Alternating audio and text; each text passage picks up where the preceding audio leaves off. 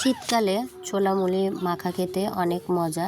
আসসালামু আলাইকুম গাইস, আমি আজকে ছোলা ভুনা করে ফেললাম বাসাতেই। তো এই যে আমি এখানে আগে সারা রাত ছোলাগুলোকে ভিজিয়ে রাখছিলাম, দেন পরের দিনে আমি এটা রান্না করলাম। সুন্দর করে ধুয়ে সেদ্ধ করে নিয়েছি, 5টার মতন প্রেশার কুকারে সিটি দিয়ে এটাকে পরিমাণ মতন সেদ্ধ করে নিয়েছি।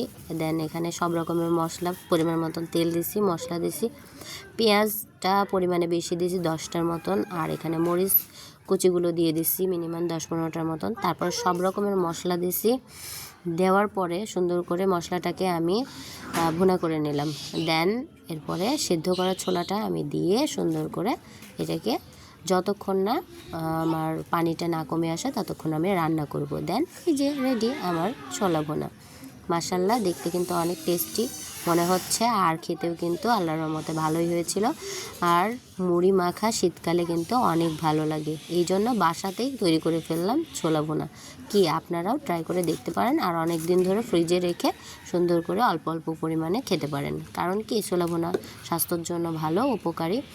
আর যে যত বেশি বাসায় স্বাস্থ্যসম্মত খাবার খেতে পারবেন। ধন্যবাদ সবাইকে।